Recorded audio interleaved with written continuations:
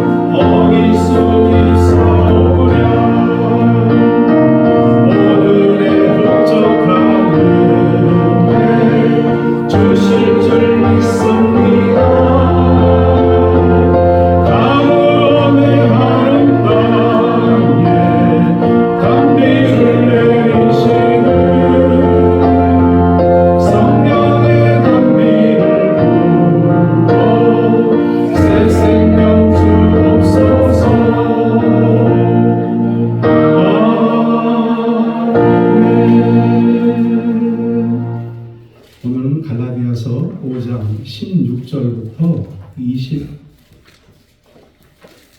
24절까지 저희들이 함께 읽도록 하겠습니다. 26절까지 함께 읽도록 하겠습니다. 제가 갖고 있는 성경으로는 신약 308면에 있습니다. 다 찾으셨습니까? 하나님의 말씀 함께 봉독하도록 하겠습니다. 내가 이르노니 너희는 성령을 따라 행하라. 그리하면 육체의 욕심을 이루지 아니하리라. 육체의 소욕은 성령을 거스르고 성령은 육체를 거스르니 이 둘이 서로 대적함으로 너희가 원하는 것을 하지 못하게 하려 함이니라. 너희가 만일 성령이 인도하시는 바가 되면 율법 아래에 있지 아니하리라. 육체의 일은 분명하니 곧 음행과 더러운 것과 우색과 같이 읽겠습니다. 우상숭배와 주술과 원수되는 것과 분쟁과 시기와 혼내미와 당짓는 것과 분열함과 이단과 투기와 술 취함과 방탕함과 또 그와 같은 것들이라. 전에 너희에게 경계한 것 같이 경계하노니 이런 일을 하는 자들은 하나님의 나라를 유업으로 받지 못할 것이요 오직 성령의 열매는 사랑과 희락과 화평과 오래 참음과 자비와 양성과 충성과 온유와 절제니 이 같은 것을 금지할 법이 없느니라. 그리스도 예수의 사람들은 육체와 함께 그 정욕과 탐심을 십자가에 못 박았느니라. 만일 우리가 성령으로 살면 또한 성령으로 행할지니 같이 읽겠습니다. 헛된 영광을 구하여 서로 노엽게 하거나 서로 투기하지 말지니라. 아멘. 하나님께서 또 우리 사모님 미국에 잘 도착하실 수 있도록 인도하여 주시고, 또 부족한 제가 수요일 날 여러분들과 함께 만날 수 있어서 저는 행복한데 여러분들은 어떨지 모르시겠습니다. 고맙습니다. 우리 옆에 분들하고 한번 인사 한번 해볼까요? 잘 오셨습니다. 예수 잘 믿읍시다. 성령 충만합시다. 네. 오늘 본문에서 우리가 읽지는 않았지만 5장 1절부터 15절 전반부에는 사도 바울은 복음의 원리에 대해서 설명을 하고 있고요. 그리고 16절부터 지금 읽었던 26절까지는 복음을 따라 사는 삶에 대해서 적어놓고 있습니다. 우리가 지금까지는 성령의 9가지 열매에서 사랑부터 시작해서 우리가 8가지의 말씀만 제가 전했는데, 오늘은 그렇다면은 성령의 9가지 열매를 주시기 위해서 그 앞에 있는 말씀은 뭐였을까라고 저도 생각을 하면서 좀 말씀을 전했지만, 그래도 왜 하나님께서 성령을 보내주셔야 된다고 얘기를 했을까 하는 그러한 부분들을 한번 살펴보고 싶었습니다. 복음을 따라서 사는 삶은 성령을 따라 사는 것입니다. 여기 16절 보면은요, 내가 이르노니 너희는 성령을 따라 행하라 이렇게 얘기했습니다. 행하라. 행하라 하는 말은 헬라어로 페리와테 이테라는 말이라고 쓴다고 합니다. 현재 명령어로서 헬라어에서 현재형은 지속적인 행동을 의미한다고 합니다. 지속적으로 성령의 인도를 따라갈 때 우리는 육체의 욕망, 우리 15가지가 거기 나오거든요. 지금까지 읽었던 그 말씀에 15가지가 나옵니다. 그런데 그 육체의 욕망을 따르지 않고 하나님께서 원하시는 방향대로, 성령님께서 원하시는 방향대로 가야 되는 그 분명하고 강렬한 의지가 이 말씀에 들어 있습니다. 그래서 우리는 육체의 욕망인, 물론 15가지보다 더 할 수도 있죠. 더 많은 것들을 가지고 있습니다. 그런데 맨 마지막에 절제라는 말이 나옵니다. 맨 처음에 사랑이라는 말이 나와요. 그러면 우리는 순서 없이 적었을 것이다 이렇게 생각을 하지만, 사도 바울은 순서 있게 적었을 것이다, 저는 그렇게 생각을 합니다. 왜 그러냐면 하나님께서 주시는 그 마음 가운데 사랑을 적고, 그 다음에 기쁨을 적고, 화평을 적고, 그 다음에 인내와 친절, 선함, 그리고 온유, 신실하고 온유한 그런 마음을 적고, 맨 마지막에 절제를 적었어요. 그러면 그 앞에 있는 것들을 다 담을 수 있는 것이 절제가 아닌가, 저는 그렇게 생각을 해봅니다. 갈라디아에서 나오는 그 말씀의 본 뜻은, 육체의 욕망은 성령을 거스리고 이런 일을 하는 사람들은 하나님의 나라를 유업으로 받지 못한다, 그렇게 생각합니다. 16절, 17절, 18절에 19절, 20절까지 보면은 21절까지 보면요, 15가지 얘기가 우리 일상생활에서 정말 필요한 얘기입니다. 그러한 필요한 얘기인데요, 그러한 필요한 얘기를 왜 알려주셨을까? 그래서 한번 정리를 해봤습니다. 성적인 죄, 음행과 더러움과 호색이죠. 또 종교적인 죄, 우상숭배, 주술, 이단.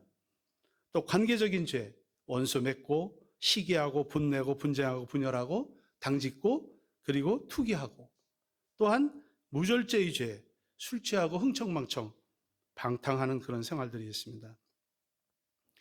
그런 것들은 우리 사도 바울이 15가지만 표현을 했지만, 이런 짓을 하는 사람들은 하나님 나라를 상속받지 못한다, 이런 것을 강조하기 위해서 써놓으신 것 같습니다.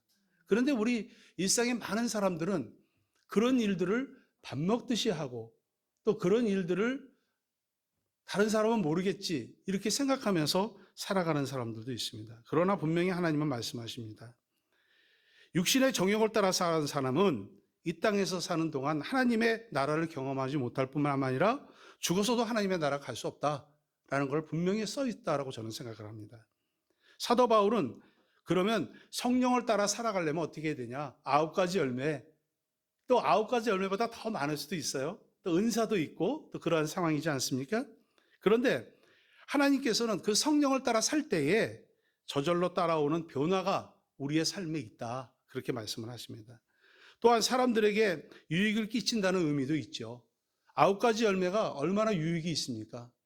그런 마음으로 우리가 살아가면, 예수 믿는 사람이 살아가면 다른 사람이 봤을 때 저 사람 보고 나 예수 믿고 싶어.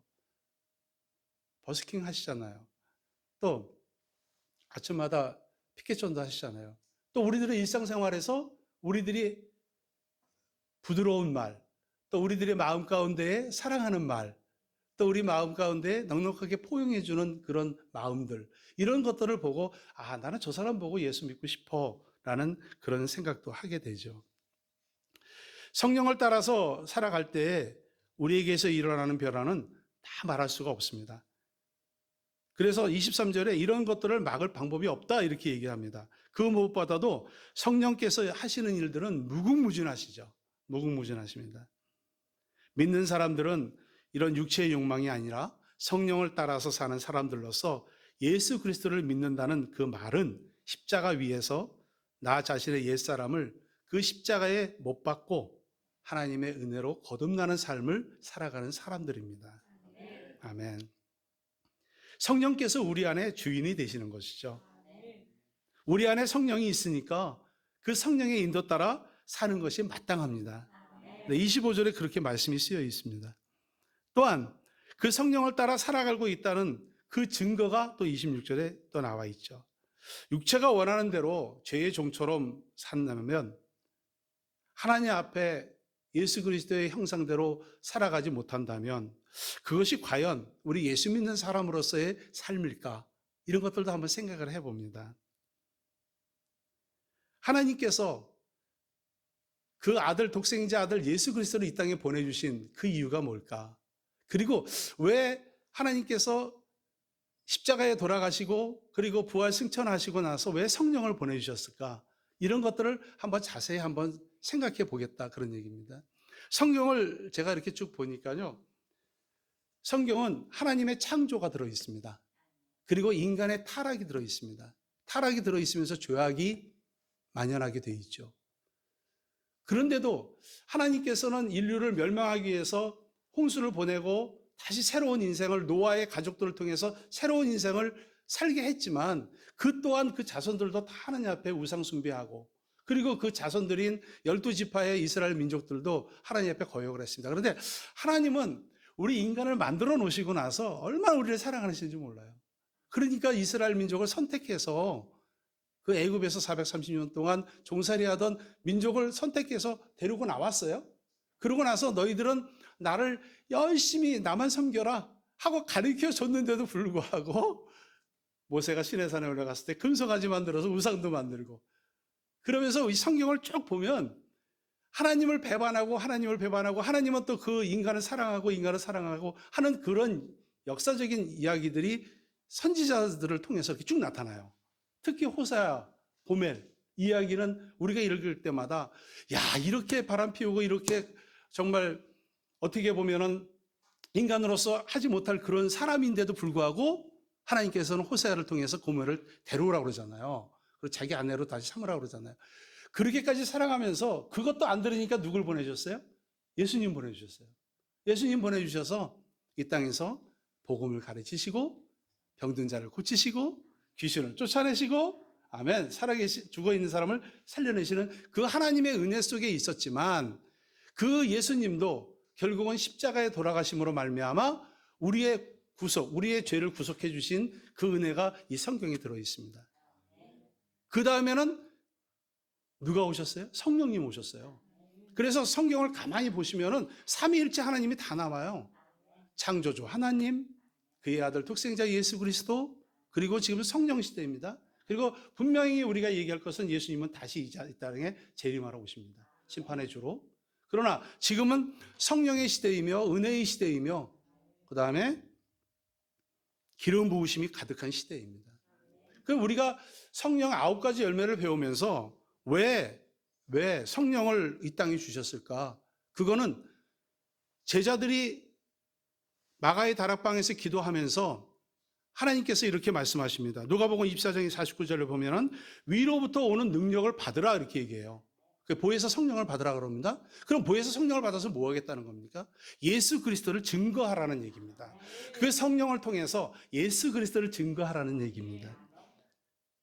그리스도를 믿는 자에게는 죄사함의 은혜가 주어진다는 그 복음의 복된 소식을 그들은 위로부터 오는 그 능력을 덧입어서 예수를 증거하고 예수님이 우리를 위해서 십자가에 못 박혀 돌아가셨다. 이거를 증거하라고 성령이 오셨다는 겁니다. 사도행전은 성령께서 그러한 권능으로 제자들을 통해서 땅끝까지 예수를 증언하라는 그런 생생한 기록이 들어있는 것이 사도행전입니다. 하나님이 기뻐하시는 뜻을 이루기 위해서 우리 안에 간절히 맺기를 원하시는 것, 그게 뭡니까? 사랑과 희락과 화평과 오래 참음과 자비와 양성과 충성과 온유와 절제죠. 그러면서 하나님께서는 이 외에도 성령에 맺으시는 경건하고 거룩한 열매가 굉장히 많을 겁니다. 그렇지만 성령의 열매를 아름답고 풍성하게 맺으시는 분은 바로 예수님이라는 것을 증거하라, 그렇게 이야기를 하시는 겁니다. 예수님은 누구보다도 사랑이 풍성하셨고요, 기쁨이 넘치셨고요, 모든 사람에 대해서 오래 참으셨고, 만나는 사람마다 친절하고 온유하고, 그리고 그들에게 선을 행하셨습니다. 철저하게 충성되고 절제된 삶을 사셨죠. 자신의 삶과 죽음을 통해서 모든 믿는 자에게 하나님의 사랑, 이웃사랑을 전해주셨습니다. 다양한 열매를 맺는 일은 한마디로 예수 그리스도의 형상을 본받는 일입니다. 성령 하나님은 이 같은 우리의 삶에 예수 그리스도를 세상에 나타낼 수 있도록 계속해서 우리들의 마음 가운데 성령으로 기름을 부어주시고 은혜를 주시는 겁니다. 여러분, 자동차에서 제일 중요한 부분이 어디입니까? 엔진입니까? 라이트가 없으면 밤에도 못 가는데요. 자동차 축 프레임도 없으면 자동차가 부딪혔을 때 사람이 굉장히 많이 다치지 않습니까? 제가 지금 얘기하는 거는 정답이 없습니다. 정답 있다고 얘기해서 내가 지금 엔진이라고 얘기했는데 왜 또 그렇게 얘기하나, 이렇게 생각하지 마세요. 네, 절대 그렇죠. 사이드 미러, 백미러. 앞으로는 이제 백미러라든지 이런 것들이 없어집니다. 왜요? 자율자동차로 프로그램만 딱딱딱 입력하면 생거진천교회 치면은 자기가 알아서 쫙 와서 자기가 알아서 주차하고 이제 자율주행이 될 겁니다. 그러나 핸들도 있어야 되죠. 시트 없으면 누워서 가야 되지 않습니까? 네, 시트도 있어야 되잖아요. 바퀴 없으면 가나요? 네. 브레이크, 예. 연료통은 없으면 됩니까? 연료통 있어야 되잖아요. 우리가 자동차를 쉽게 운전하면서 생활을 하지만 자동차의 중요한 부분들 많이 있습니다. 그런데 잘 생각을 못 해보셨지만 그 중에서도 제일 중요한 것은 조금 아까 말씀하신 브레이크입니다. 브레이크는 정확하게 자동차가 진행을 하면서 엑셀을 밟고 가지만은 정확하게 설 수 있는 것이 자동차여야 됩니다. 만약에 브레이크가 없다면 큰 사고로 나도 다치고 주변에 있는 사람도 다치고 주변에 있는 사람도 죽게 하고 이런 사람들이 너무 많잖아요. 예. 이와 같이 브레이크, 저는 그것을 절제라고 생각합니다. 절제 없는 신앙생활은 얼마 가지 못하죠. 절제에서 이 절자는요, 대중머리변의 표제어를 찾으시면 있습니다. 그래서 우리가 얘기할 때 절약, 그 다음에 부활절 할 때도 그 절자를 써요. 그 절도할 때 절자는 뭡니까? 절도는 뭘 훔치는 게 아니라 각을 세워서 군인들이 절도가 있게 착착착착 걸어가잖아요. 꼿꼿하게 딱 서서 그렇게 걸어갈 수 있고 그렇게 힘을 합쳐서 오와 열을 쫙 맞춰서 가는 것을 절도라고 그러잖아요. 여러분, 사관생도들, 저는 사관생도들이 너무 멋있어요. 제가 그 육사 시험을 봤다가 체력적으로 해서 좀 제가 떨어졌지만 그 육사의 그 생도들을 보면 너무 멋있습니다. 지금은 이제 여학생들도 육사를 받거든요. 그때는 남학생들만 받았지만 그 육사생들도 해사 또 공사, 그 친구들은 절도가 있어요. 걸어갈 때도 둘만 쫙 서 있으면 착착착착 발을 맞춰서 갑니다. 저 그걸 시내에서도 봤거든요. 처음에 한 사람이 있을 때는 그냥 자기 혼자 걸어가는 것처럼 보였는데요. 옆에 동료가 쫙 오니까 맞춰서 가더라고요. 이게 절도죠. 절기, 계절 이럴 때 절자를 씁니다. 절제 열매를 마지막으로 꼽는 이유가 뭘까요? 절제 열매가 마지막에 언급된 것은 다른 열매를 완성하는 열매이기 때문에 그렇습니다. 9가지 열매의 매듭이라고도 저는 볼 수 있다 이렇게 생각이 듭니다. 절제는 다른 열매를 담는 바구니 같은 역할을 한다 이렇게 생각합니다. 다른 열매가 꽃이라면 절제는 그 꽃들을 받치고 있는 받침대라고 생각이 합니다. 아무리 많은 성령의 열매가 맺혀도 담는 그릇이 없으면 다 쏟아지기 마련이겠죠. 절제가 없다면 모든 열매가 쏟아지면서 흩어질 겁니다. 어쩌면 우리 인간의 힘으로 가장 하기 어려운 것, 그래서 반드시 성령님의 도우심을 받아야 하는 것이 절제가 아닌가 저는 그렇게 생각해 봅니다. 플라톤은 이렇게 이야기합니다. 우리 인생살이에는 흰 말과 검은 말이 있다고 얘기합니다. 흰 말은 이성적인 생각을 하고 판단을 하는 겁니다. 검은 말은 욕망과 본능을 수행하죠. 그러면 이 인생이라는 수레가 하얀 말과 검은 말이 같이 달릴 때에 하얀 말이 전체를 통솔하면서 이끌어가야 우리 인생이 바르게 가지. 검은 말이 통제해서 가면 수렁텅이로 빠지고 결국은 죽음에 이를 수밖에 없죠. 우리 공자님은 이런 말씀을 하셨습니다. 군자유삼계라는 말씀을 하셨어요. 군자는 3가지를 조심해야 된다 이렇게 얘기를 했어요. 첫 번째는 소지시 혈기미정 계지재색이라는 말을 씁니다. 젊었을 때는 혈기가 미정하기 때문에 특별히 색에 조심해야 된다 이렇게 얘기합니다. 이 군자는 여성에 조심해야 된다. 이거는요 군자뿐만 아니라 모든 사람들한테 다 통하는 겁니다. 모든 사람들한테. 또 두 번째로는 급기장야 혈기방강 계지재투 이렇게 얘기합니다. 커서 장년이 되는 경우는 혈기가 왕성하니까 싸움에 조심하라는 얘기입니다. 세 번째는 급기노야 혈기귀세 계지재득 이렇게 얘기합니다. 나이가 들어서 혈기는 쇠하지만 욕심이 많아진다는 겁니다. 나이가 들면. 그래서 얻는 것에 욕심 때문에 주의하라 그렇게 얘기를 경계합니다. 한마디로 절제를 배우라는 얘기죠. 네, 공자님도 그렇게 얘기했고 플라톤도 그렇게 얘기를 했다고 그렇지만 우리 하나님께서는 그거보다도 더 깊이 있는 절제 이렇게 얘기를 합니다.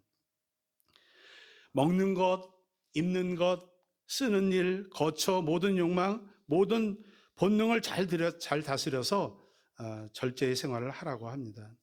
절제를 맺어야 되는 이유가 있습니다. 왜 그렇습니까? 절제하지 않으면 금방 마귀가 틈탑니다. 절제의 열매가 풍성하지 못하면 시험에 들게 되어 있습니다. 노아는 과음이 문제였습니다. 포도주 먹고 그리고 본인도 모르게 있을 때 아들들에게 참 아들들의 운명이 갈라지는 그런 역할들을 노아가 아들들한테 보여줌으로써 그거를 절제하지 못했던 아들들의 그런 삶이 3갈래로 나눠지지 않습니까? 하와는 과식이 문제였습니다. 보암직도 하고 먹음직도 하고 탐스럽기도 하고 먹었지요. 아가는 탐욕과 과욕 때문에 그 자그마한 아이성을 공격했을 때 다 패했습니다. 다윗은 음욕을 절제하지 못했기 때문에 시험에 들었죠. 여러분 에스더에 나오는 하만이라는 그 사람이 있었잖아요. 예, 에스더의 삼촌은 모르드게고 그 하만은 어땠습니까? 아말렉 사람이에요. 하만이. 그러니까 유대인을 다 미워한 겁니다. 옛날부터 아말렉하고 전쟁했고 블레셋하고 전쟁하고 했잖아요. 그러니까 유대 민족이라는 거를 알고 다 죽이려고 했는데 결국은 장대 만들어 놓은 곳에 누가 달려갔어요? 하만이 달려갔습니다. 민족 감정 때문에, 미워하는 감정 때문에 이렇게 됐습니다. 열매를 맺어야 하는 이유는 인생살이를 성공하기 위해서 우리는 열매를 맺어야 된다는 겁니다. 어떤 분야에서든지 절제 없이는 승리할 수 없습니다. 바르셀로나 올림픽에서 금메달을 획득한 마라톤 영웅이 있죠. 황영조 선수입니다. 이 선수가 연습을 하면서 얼마나 힘들었는지 그 연습 도중에 버스를 뒤를 쫓아가는데 나 버스 바퀴 속으로 들어가고 싶다 할 정도의 그런 절제된 생활을 했습니다. 운동선수들 제대로 먹지 못하죠. 그 다음에 체중 감량해야 되죠. 또 컨디션 조절하기 위해서 그 고된 훈련들을 합니다. 먹고 싶고 자고 싶고 즐기고 싶은 모든 것을 억제하고 훈련할 때 금메달의 영광이 있는 겁니다. 운동뿐이겠습니까? 건강도, 사업도, 공부도, 가정생활도, 신앙생활도 내가 절제했을 때 절제하는 그 순간에 기쁨이 있고 절제했을 때 과욕 부르지 않았을 때의 그 삶의 기쁨이 있습니다. 다니엘은 절제함으로써 포로 생활에 성공했죠. 요셉은 여인의 유혹에도 절제함으로써 성공했습니다. 바울은 디모데에게 감독의 자격을 이야기하면서 감독은 책망할 것이 없으며 한 아내의 남편이 되며 절제하며 이렇게 디모데전서 3장 1절부터 2절까지 말씀이 써 있습니다. 정호찬 선수, 이정현 선수, 제가 볼링 치는 거 봤어요. 네, 앞으로 크게 대성할 친구들인 것 같습니다. 아멘. 기도 많이 해주시기 바라겠습니다. 네, 정현이는 지금 그 학생 선수권 대회 때문에 창원에 가 있다고 그러는데 호찬이는 아직 안 갔죠? 네, 맞아요. 성인이 돼서 앞으로 대성할 친구들입니다. 기도 많이 해주시기 바라겠습니다. 절제의 열매를 맺는 이유는 성숙한 인격을 갖기 위해서 그렇습니다. 가장 성숙한 인격은 그리스도를 닮아가는 것이죠. 그것을 베드로는 신의 성품에 참여하는 것이라고 말하고 있습니다. 조금 전 절제의 9가지 열매를 말씀드리면서 그 첫 열매인 사랑을 적용해 보면 자녀들이 귀엽다고 무조건 애지중지하면 사랑으로 그 애지중지한 그런 마음으로 사랑을 키우면 버릇이 없는 아이가 되어버리죠. 또 미래를 망치게 됩니다. 기쁨의 열매도 절제가 빠지면 실없는 사람이 되고 미친 사람이 됩니다. 희죽희죽 웃고 여기다 꽃 이렇게 하나씩 달고 다니잖아요. 예. 화평의 열매도 절제가 없으면 태만이 될 수 있습니다. 인내의 열매도 절제가 없으면 무감각하고 시대에 뒤떨어진 사람으로 낙인될 수 있습니다. 자비의 열매도 양선도 절제가 있어야 도움받는 사람에게 거지 근성을 길러주지 않을 수 있습니다. 충성의 열매도 절제가 없으면 과로로 쓰러질 수밖에 없습니다. 온유의 열매도 절제가 없으면 게으른 인간을 만들어낼 수밖에 없죠. 결국 절제가 있어야 신앙인으로서 성숙한 인격자가 되는 것입니다. 그러면 어떤 부분에서 우리가 절제를 해야 될까요? 첫째는 물질의 절제입니다. 야고보서 1장 15절에 보면 욕심이 잉태한 즉 죄를 낳고 죄가 장성한 즉 사망을 낳느니라 이렇게 말씀하고 계십니다. 무슨 말입니까? 욕심이 과하면 결국에는 욕심 때문에 망할 수 있는 겁니다. 북미에서 한 탐사단이 어느 산속에 있는 오두막집을 하나 발견을 했습니다. 그래서 들어가 보니까 2개의 해골과 그리고 많은 금들을 발견했습니다. 어떻게 여기에 사람 2개골과 그리고 금이 있을까라고 생각을 해봤습니다. 그 탐사단들이. 그랬더니 아하, 북쪽에는 겨울이 일찍 온다는 것을 이 사람들은 생각을 못했던 것 같습니다. 금을 캐는 데만 급급했지 식량도 떨어지고 그리고 바깥에는 눈보라치고 겨울이 일찍 오는 상황 속에서 결국은 굶어 죽고 그 많은 금을 캤던 금도 소용없는 그런 삶이 됐다는 겁니다. 물질은 우리가 살아가는 데 필요한 삶의 도구이지 삶의 목표는 아닙니다. 그런데 주위에 보면 그 물질을 목표로 삼고 물질의 노예가 된 채 살아가는 사람들도 많이 있죠.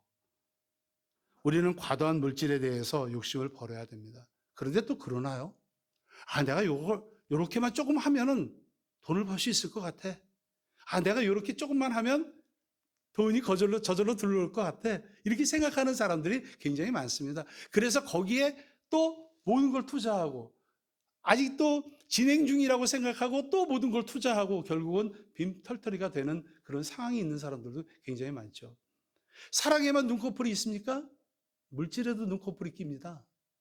여러분은 어떠세요? 그래도 나는 정직하게 살아왔고 하나님이 주시는 내 물질 속에서 나는 살아왔어.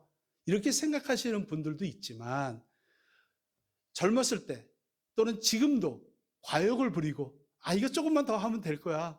여기 아파트 투기 한번 해볼까? 여기 아파트 한번 사면 될까? 재개발 될까? 이런 생각들도 하시는 분들도 있을 겁니다. 우리가 승리하면서 하늘의 상을 받기 위해서는 물질에 대한 절제가 필요합니다. 둘째는 보는 것과 말의 절제입니다. 대부분의 죄는 눈으로부터 시작이 됩니다. 마귀의 유혹도 눈으로부터 들어오기 쉽습니다. 아담과 하와가 범죄할 때 아까 말씀드렸지만 마귀에게 걸려들었어요. 하나님같이 되리라.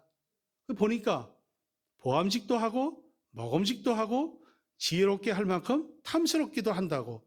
오늘날 모든 죄는 눈에서부터 시작이 됩니다. 간음죄, 도적질, 살인죄도 다 눈으로부터 시작이 됩니다. 성군 다윗도 그토록 점잖고 흠이 없고 티가 없고 훌륭한 임금님이지만 어느 날 옥상에서 민가를 이렇게 내려다보고 아주 유유자작하면서 살아가면서 볼 때에 아리따운 여인이 목욕하는 거 보고 결국은 탐내서 그 여인을 취하고 결국 남편까지 전쟁에 나가서 우리아를 죽이는 그런 살인죄까지 저지르고 말았습니다. 안목의 정욕이 이렇게 무서운 겁니다. 우리 눈앞에 언제나 십자가를 세우고 절제하는 생활을 우리는 해야 합니다. 야고보서 3장 6절에 보면 혀는 불이요 이것은 생의 바퀴를 불사른다 이렇게 얘기하고 있습니다. 베드로전서 3장 10절에 혀를 금하여 악한 말을 그치라 라고 했습니다. 남에게 아픔을 주고 상처를 내는 말 철저하게 절제해야 됩니다. 현재 대통령 후보로 나와 있는 분들 중에서도 본인이 옛날에 했던 말 때문에 그 말들이 회자되면서 얼마나 많은 표들을 깎아먹고 있는지 우리는 보고 있습니다. 셋째는 행동의 절제입니다. 아담과 하와는 먹는 거에 대해서 죄를 지었습니다. 사람의 본능 중에서 무엇보다도 식욕이 제일 강하다고 얘기를 합니다. 에서는 배고픔을 참지 못해서 팥죽 한 그릇에 귀한 장자권도 동생 야곱에게 팔아서 결국 그 평생에 그리고 자자손손 대대로 하나님의 축복을 놓쳐버렸습니다. 우리는 먹는 것 조심해야 되겠죠. 먹을 것과 안 먹을 것을 구별해야 하는 것입니다. 술과 담배 이런 것들은 우리 신앙인으로서 양심상 금해야 할 것임에도 불구하고 절제하지 못하는 사람을 많이 찾아보게 됩니다. 유대 민족들은 구약 말고 탈무드라는 책이 있습니다. 여러분들도 잘 아시죠? 그 탈무드에 나오는 이야기입니다. 노아가 포도원에 포도를 심었죠. 안 심었나요? 심었잖아요. 노아가 인사불성이 된 게 뭐 때문에 그랬어요? 포도주, 발효시킨 포도주를 먹고 결국은 그 아들들에게 범죄하는 그런 역할들을 했지 않습니까? 그 탈무드에 보면 이런 얘기가 나옵니다. 마귀들이 노아가 심어놓은 포도원에 양의 피와 사자의 피와 돼지의 피와 원숭이의 피를 비료로 쫙 뿌려놓고 갔다는 겁니다. 그래서 여러분들 보시면 어때요? 술 먹으면 처음에는 얌전합니다. 말없이 그냥 한 잔씩 두 잔씩 하죠. 해본 것처럼. 그런데 조금 지나면 어떻습니까? 사자같이 막 화를 내고 막 표효합니다. 그러다 또 지나면 돼지처럼 또 미련하게 그냥 여기 뒹굴 저기 뒹굴 가면서 이렇게 생활해요. 그러다 또 어떻게 합니까? 원숭이처럼 별별 짓을 다 합니다. 별별 짓을 다 합니다. 술 얘기가 나오면 그렇게 얘기하죠. 술 먹는 게 죄냐? 이렇게 얘기도 합니다. 물론 저도 그렇게 생각하지는 않습니다. 그러나 술이 100가지 죄의 어머니가 된다는 겁니다. 모든 죄의 근원이 되는 거죠. 사랑하는 여러분, 오늘날 악한 마귀는 어떻게 해서든지 우리 성도님들을 넘어뜨리려고 온갖 유혹을 다 합니다. 올무를 쳐놓고 걸러들기를 기다리고 있죠. 이러한 때 우리는 정신 차리지 않으면 삼손과 같이 영적인 힘도 다 잃어버리고 믿음도 다 팔아버리게 되고 신령한 눈이 어두워져서 비참한 결과를 가져오게 됩니다. 이 시대는 참 음란한 시대입니다. 부부생활 정상적으로 정당하게 본능을 만족시키는 그런 것은 죄가 아니죠. 그러나 절제해야 되지 못하는 그 절제 속에서 삼손의 비극도 다윗 왕의 비극도 범죄도 안목의 정욕을 절제하지 못했기 때문에 무서운 실수를 범하게 된 겁니다. 우리가 잘 아는 성 어거스틴도 회개를 한 다음부터는 전에 지었던 죄가 자꾸 생각이 나면 자기 팔을 물어뜯어서 참고 이겨나갔다고 합니다. 오늘날 유명한 주의 종들, 넘어져서 큰 실수를 하고 주저앉은 사람들 많이 보시게 될 겁니다. 작년에 교단에 총회장 하셨던 분이 물러났고요. 여러분 2달 전에 부산의 유명한 국회의원 자살했지요. 네. 뉴스를 안 보시는 것 같아요? 네, 자살했죠? 네. 뭐 때문에 자살했어요? 자기 학장이었을 때, 부학장이었을 때 여비서를 건드렸다고 하는 게 폭로될까봐. 그리고 그렇게 됐잖아요. 또 서울시장. 자살했죠? 네, 오래됐지만. 네. 우리는 정욕에 대해서 무엇보다도 절제하면서 깨끗한 삶을 살아가야 될 겁니다. 특별히 우리 목회자 같은 우리들, 또 대학 교수, 또 유명하신 그런 사회적인 저명하신 분들은 상당히 조심해야 됩니다. 넷째는 시간의 절제입니다. 에베소서 5장 16절에서 17절에 세월을 아끼라, 때가 악하다 이렇게 얘기합니다. 어리석은 자가 되지 말고 오직 주의 뜻이 무엇인가 그 때를 생각하고 그 때를 악한 때를 아껴서 세월을 아껴서 생활하는 그런 뜻입니다. 시간을 아끼기 위해서는 주의 뜻이 무엇인가, 내 인생의 우선순위가 무엇인가를 이해하고 분별하는 것이 참 중요합니다. 인생에 가지치기가 필요하다는 얘기입니다. 별로 중요하지 않은 일들은 걸러내야 되겠죠. 그렇지 않고서는 세월을 허송할 수밖에 없습니다. 여러분 다 지금 5장 6부 갖고 계시죠?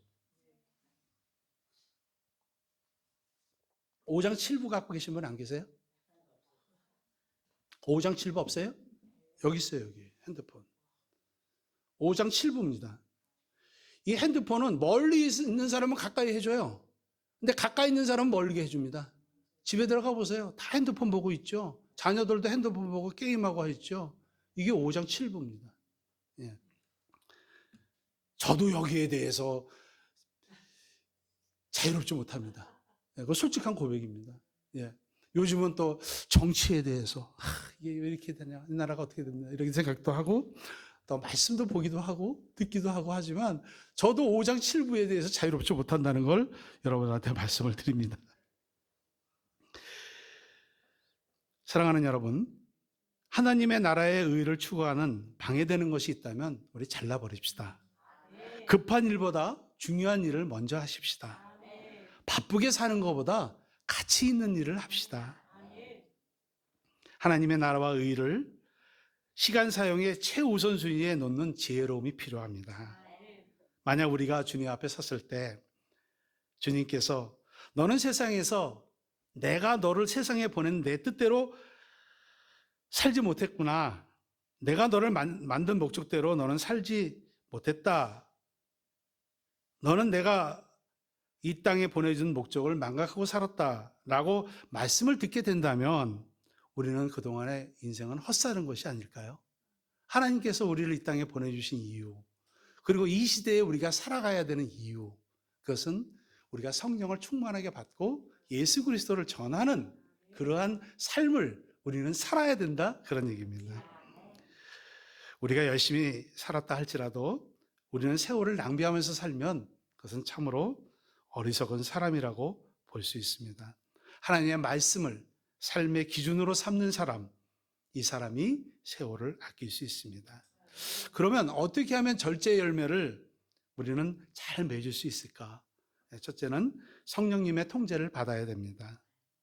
성령의 열매는 성령님의 통제를 받을 때에 맺혀지는 열매입니다. 우리가 예수님을 믿으면 두 마음이 생깁니다. 육체의 소욕과 성령의 소원입니다.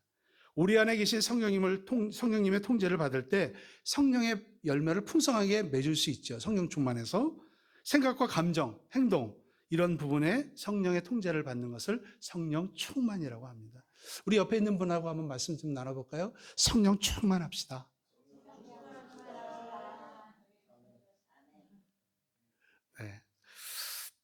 근데 사실 성령 충만이 그렇게 말처럼 쉽지 않습니다. 우리가 날마다 기쁨으로, 날마다 사랑으로, 인내하며 충성하고 온유하고 모든 것을 할 수 있는 그런 마음을 나는 가져야 되겠다라고 해도 내 앞에서 어른어른거리고 꼴 보기 싫은 놈들이 있으면은 이게 또 그냥 화가 그냥 확 올라오죠. 예. 그건 저도 자유롭지 못하다는 얘기입니다. 인간은 다 똑같습니다. 그러나 그것이 하나님의 말씀에 비추어서 내가 절제해야 되는가 안 해야 되는가 그런 얘기입니다. 사울 왕도 성령 충만할 때는요 예언도 하고 절제도 잘했습니다. 근데 성령의 통제를 받지 않으니까 악령에 사로잡혀서 월권하고 결국 질투의 화신이 되어서 권력을 남용하면서 다윗을 죽이려고 했잖아요. 다윗이 누구예요? 자기 사위예요. 예, 골리앗을 죽였고 자기가 사위로 삼은 그런 사람이었잖아요. 그런데 이스라엘 구석구석 돌아다니면서까지 다윗을 죽이려고 그러니까 다윗이 어디까지 갔어요? 블레셋까지 넘어갔잖아요. 거기서 침을 질질 흘리면서 미친 척하고 살아남기 위해서 그렇게 했지 않습니까? 그런데요, 다윗도 성령 충만할 때는 자신의 위치를 망각하지 않았습니다. 그런데 성령의 통제를 받지 않으니까 여인을 보고 음욕을 품고 살인죄를 저지르고 그리고 그 권력을 남용하면서 살은 그러한 다윗도 성령의 충만함을 잊어버리니까 그렇게 살아. 그럼 오죽하면 우리들도 어떻습니까? 성령의 충만을 우리도 잊어버리면 하나님께서 보여주시는 그 아름답고 귀한 삶을 살아갈 수가 없는 것이요. 성경은 이렇게 말합니다. 육신을 쫓는 자는 육신의 일을, 영을 쫓는 자는 영의 일을 생각하나니 육신의 생각은 사망이요 영의 생각은 생명과 평안이라. 이렇게 로마서 8장 5절에서 6절까지 말씀을 하고 계십니다. 절제 열매가 맺히지 않는다고 우리는 낙심하지 않습니다. 성령 충만을 우리는 사모하시길 바랍니다. 기도하고 회개하고 또 순종함으로써 성령 충만 받아서 절제 열매로 풍성한 삶을 우리 생거진천교회 성도님들 누리시기를 바라겠습니다. 둘째는 주님 안에서 살아야 성령의 열매를, 절제의 열매를 맺을 수 있습니다. 모든 성령의 열매가 그렇지만 절제의 열매도 절제하려고 애를 쓰거나 주님을 바라보면 명예가 됩니다. 자칫 잘못해서 율법적으로 절제하려고 애쓰다 보면 엄청난 명예가 되고 열매도 맺지 못하고 지쳐 쓰러질 수가 있습니다. 바리새인이 될 수 있죠. 완벽주의자, 율법주의가 돼서 자신이 심판주가 될 수 있습니다. 우리가 맺는 절제 열매는 셀프 컨트롤, 우리 자신이 하는 것이 아닙니다. 예수님이 통제하시는 겁니다. 절제란 내 권능과 내 능력 아래에 있는 것이 아니라 예수님의 권능과 능력 아래에 있으면서 성령의 도우심 때문에 우리는 절제할 수 있는 겁니다. 여러분의 주제권이 바뀌어야 되겠죠? 내 인생의 왕이 바뀌어야 됩니다. 생각이나 감정, 행동의 주제권이 바뀌어야 성령 충만할 수 있습니다. 내 마음대로 생각하고 내 마음대로 느끼고 내 마음대로 말하고 내 마음대로 행동하는 것은 예수님이 원하시는 삶은 아닙니다. 절제 열매는 내게 능력 주시는 자 안에서 내가 모든 것을 할 수 있다는 빌립보서 4장 13절의 말씀처럼 성령님께서 내 안에 살아 계셔야 된다는 얘기입니다. 우리가 예수님 믿으면 절제의 권세가 주어집니다. 그렇다고 완전하지는 않습니다. 절제의 씨앗이 뿌려진 것뿐이죠. 그것을 내버려 둬서는 안 됩니다. 우리는 훈련이 필요하죠.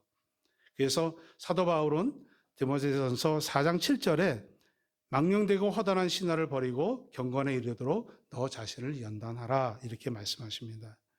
고린도전서 9장 25절에도 이기기를 다투는 자마다 모든 일에 절제하나니 그들은 썩을 승리자의 관을 얻고자 하되 우리는 썩지 아니할 것을 얻고자 한다 이렇게 말씀합니다. 절제의 삶을 사는 사람들, 절제하지 않으면 어떤 일이 일어나는지 아는 사람들이 보여주는 속 깊은 태도가 바로 절제입니다. 온유한 사람이 강한 것처럼 또 절제하는 사람이 강하고 성숙합니다. 절제 속에 하나님의 뜻이 있고 하나님의 다스림이 있지요. 화를 다스리고 혀를 다스리고 생각을 다스리고 하나님의 나라, 하나님의 통치가 이루어집니다. 그런 생각을 다스릴 때 하나님의 나라가 이루어집니다. 지금은 100세 시대 아닙니까? 인생을 길게 봐야 합니다. 그만큼 절제가 더 필요하다는 거죠.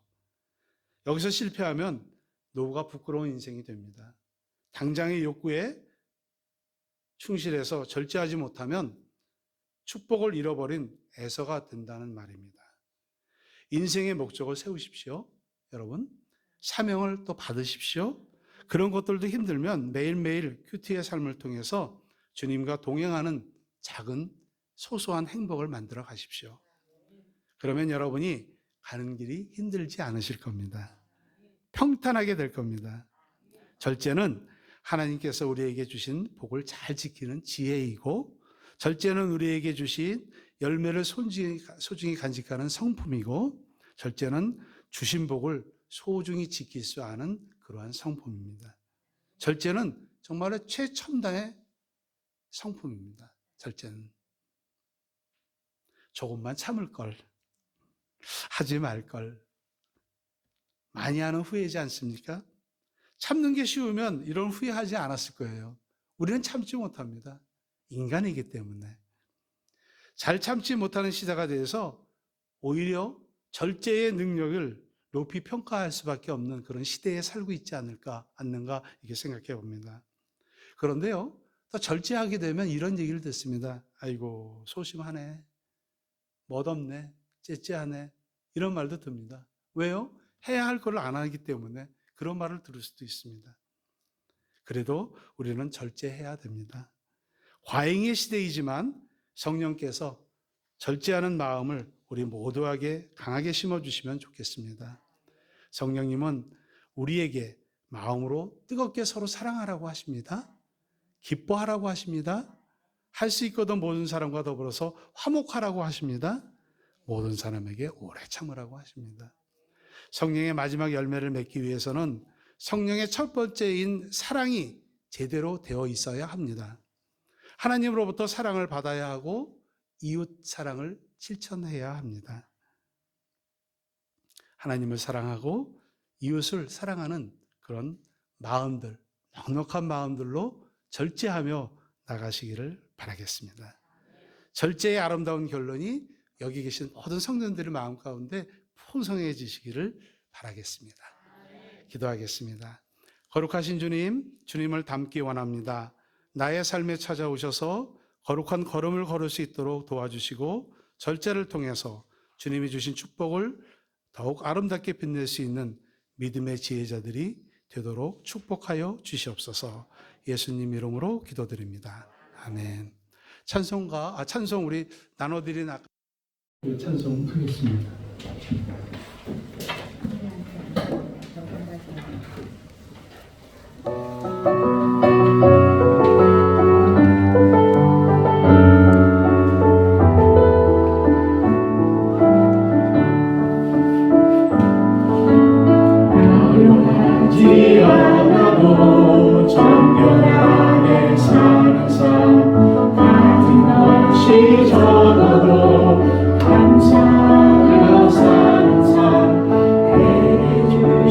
작은 일 나눠주며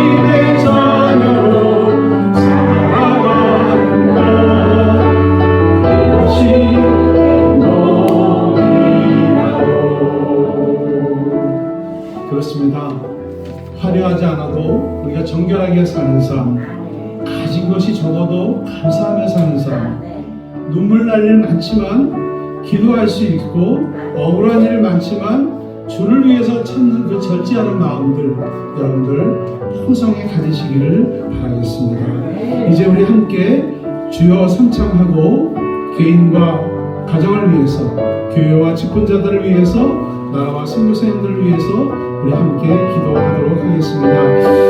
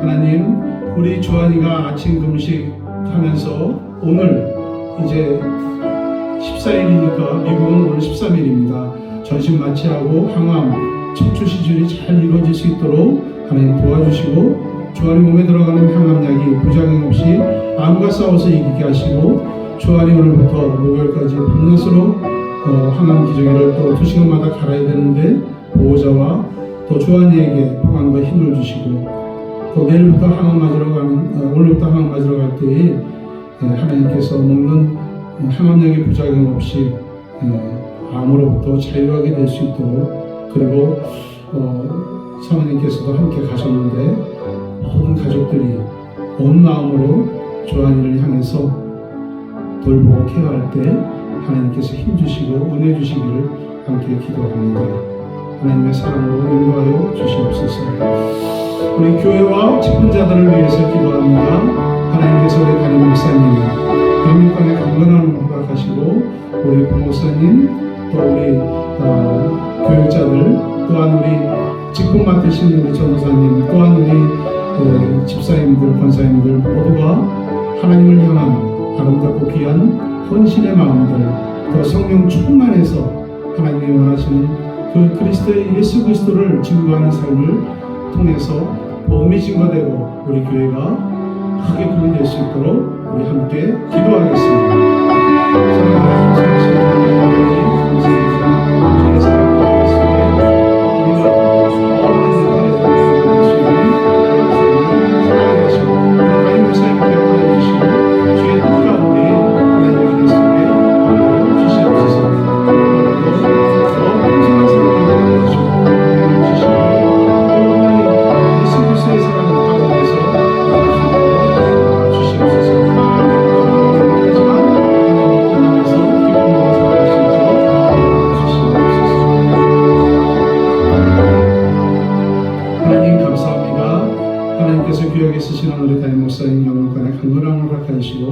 우리 모두 마음 가운데 예수님처럼 사랑이 풍성하고 기쁨이 넘치고, 또 오래 참으면서 만나는 사람마다 친절하고 온유하게 대하고 선을 향하고 또 절제하는 그런 삶을 통해서 우리를 증거하며 예수 그리스도를 증거하며 복음을 증거하며 전도할 때에 하나님께서 생거진천교회의 부흥을 일으켜 주시옵소서. 예수 그리스도 이름으로 기도드립니다. 이제 나라와 선교사님들을 위해서 기도하겠습니다. 6월 3일 큰 대통령 선거가 있습니다. 하나님께서 하나님을 두려워하고 하나님의 뜻에 합한, 또 하나님께서 원하시는 그러한 대통령이 뽑힐 수 있도록 주님 도와주시고, 세계 곳곳에 나가 있는 우리 선교사님들 힘들고 어려운 과정에서도 하나님의 영광을 위해서 복음을 전하는 그 분들에게 건강 주시고 가정을 지켜주시고 그 자녀들을 지켜주시기를 우리 함께 기도하겠습니다. 하나님 아버지 감사합니다. 주님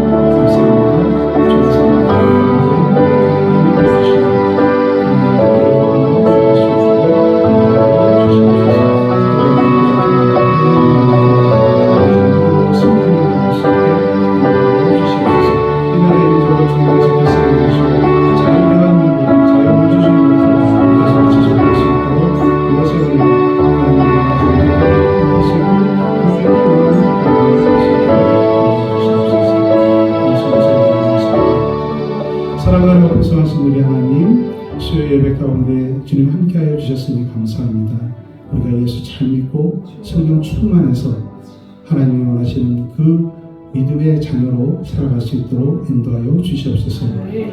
이 나라의 민족을 주님께서 불쌍히 여겨주시고 자유대한민국이 앞으로도 계속해서 하나님 영광 가운데 영광을 드릴 수 있고 바라볼 수 있는 귀한 민족이 될 수 있도록 축복하여 주시고 하나님이 원하시는 대통령에 뽑힐 수 있도록 우리 각자의 마음들, 국민들의 마음을 어루만져 주시옵소서. 우리 선교사님들 하나만 타국에서 또 하나님의 영광을 위해서 나갈 때마다 권명으로 지켜주시고 하나님의 역사와 기적이 하나님 이루어지고 그들의 기도를 통해서 그 선교지에 이루어질 수 있도록 하나님 축복하여 주시고 가정을 지켜주시고 건강을 지켜주시고 자녀들을 지켜주시옵소서. 예수 그리스도 이름으로 기도드립니다. 주기도문으로 마치겠습니다. 하늘에 계신 우리 아버지의 이름을 거룩하게 하시며 아버지의 나라가 오게 하시며 아버지의 뜻이 하늘에서와 같이 땅에서도 이루어지게 하소서. 오늘 우리에게 이러한 양식을 주시고 우리가 우리에게 잘못한 사람을 용서하여 준 것 같이 우리 죄를 용서하여 주시고 우리를 시험에 빠지지 않게 하시고 악에서 구하소서. 나라와 권능과 영광이 영원히 아버지의 것입니다. 아멘. 감사합니다.